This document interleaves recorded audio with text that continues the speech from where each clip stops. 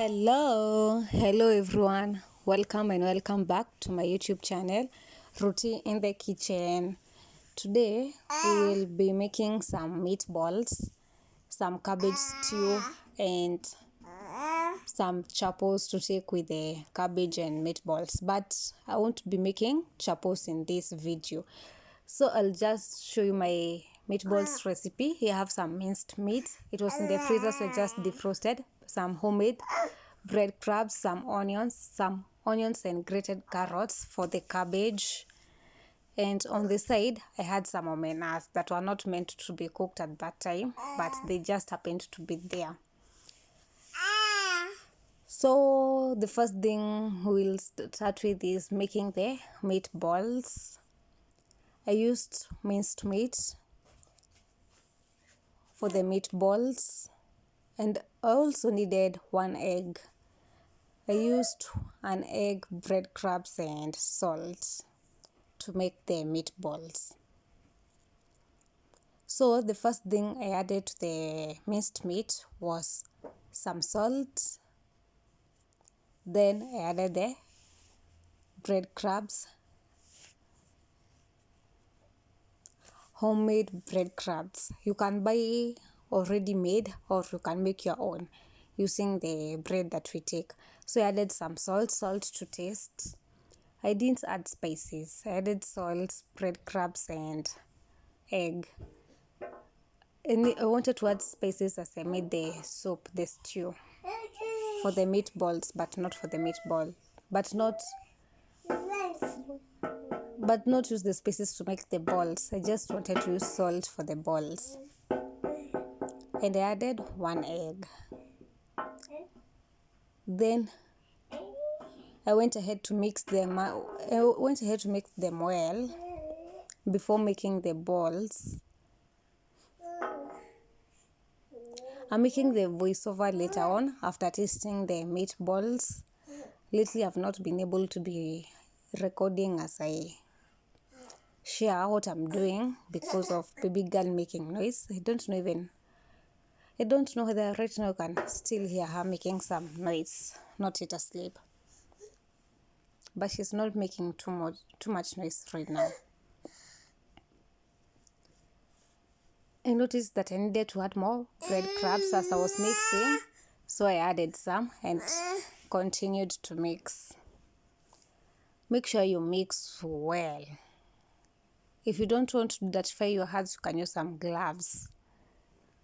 Or you can just put the minced meat in a Ziploc bag and add the salt, breadcrumbs, and an egg and mix from there.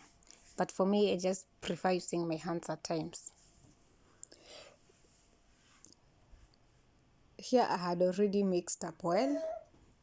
I don't know whether you can see, you can tell the difference between before and right now. So after mixing well, I just started making the balls, the meatballs. I made the circular shape. I tried making the circular shape because I didn't come up with perfect circles. But I tried. The circles were good. I noted that I needed to apply some oil on my hands as I was making the balls, so I did so and continued to make the meatballs. Yes, baby T.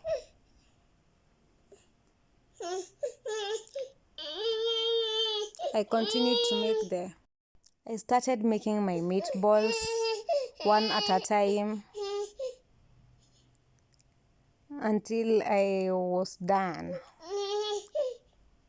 with the rest that was in the bowl. Keep making the circular shapes with their meatballs mixture until you finish up. Also, as I go on with this video, make sure you subscribe and click the notification bell so that you can be notified when I upload a new video. Share with a friend. Share please. Right now we are almost 600 subscribers. I know we will get 1K soon.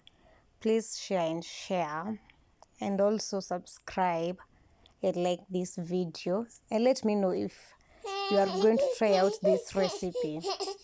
It's a simple one, and the meatballs get well cooked, so you don't have to be worried about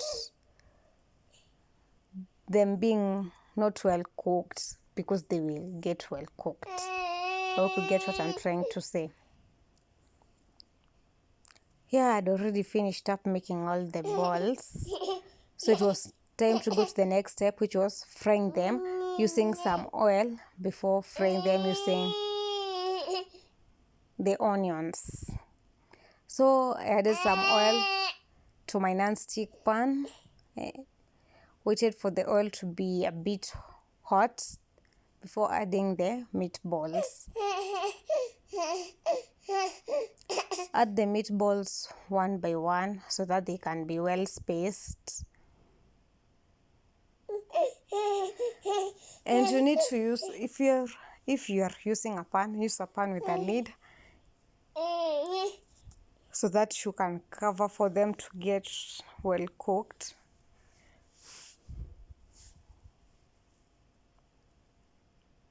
Add one by one and make sure there are some spaces in between them.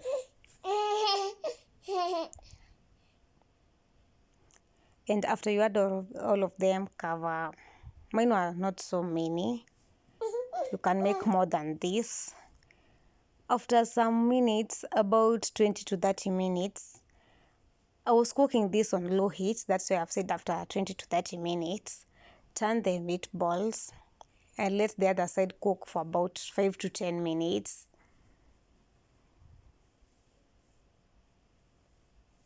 Turn them one by one also before covering again for them to cook on this other side. This recipe is so easy. You can try it out. It won't disappoint.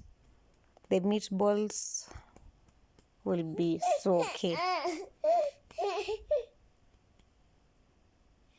After frying for about 5 minutes on the other side, it was time to remove them from the pan and put them aside so that the oil on the pan could be used to fry the onions. Use the same oil to fry them again.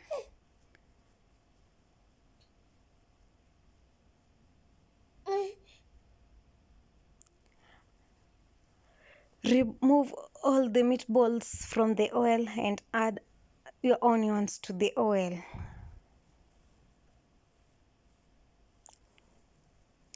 I had shown you these onions as I was showing you the ingredients.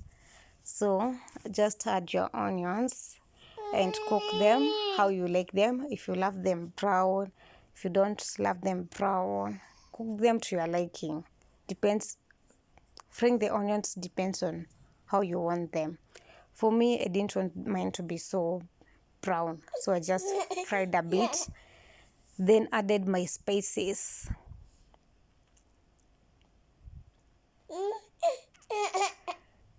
You can keep stirring your onions to avoid them burning and turning black or too brown if you don't want them to be brown.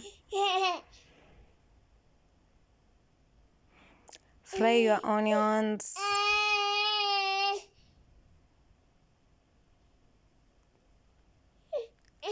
And when you feel that they are ready, add your spices. For me, I used just 1 Royco cube for this. I crushed my Royco cube.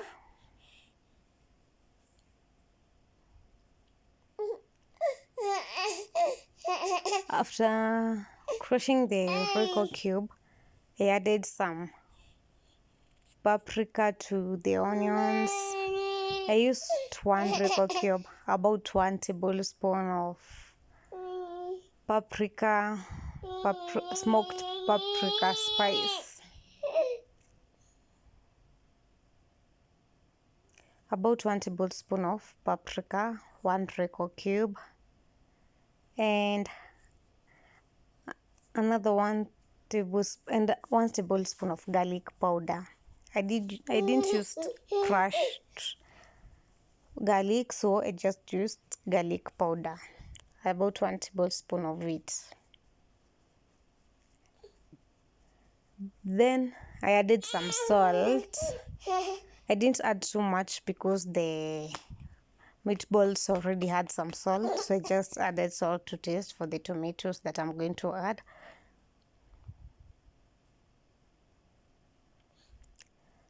Stir your onions and the spices before adding onions. You can add diced onions, or you can use blended, no diced tomatoes, or you can use blended tomatoes. For me, I blended my tomatoes, so I just added blended tomatoes for the sauce. You should let your spices cook a bit before adding the tomatoes, either blended or diced tomatoes. I realized that mine had not blended so well, so just removed that bigger piece and remained with this blended tomatoes paste only. It was tomatoes plus water, so that's it, not too much, not so red the color of the tomatoes. So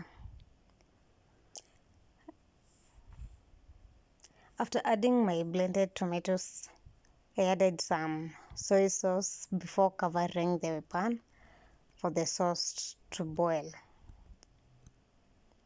I added some soy sauce and stirred the mixture before covering for the sauce to boil.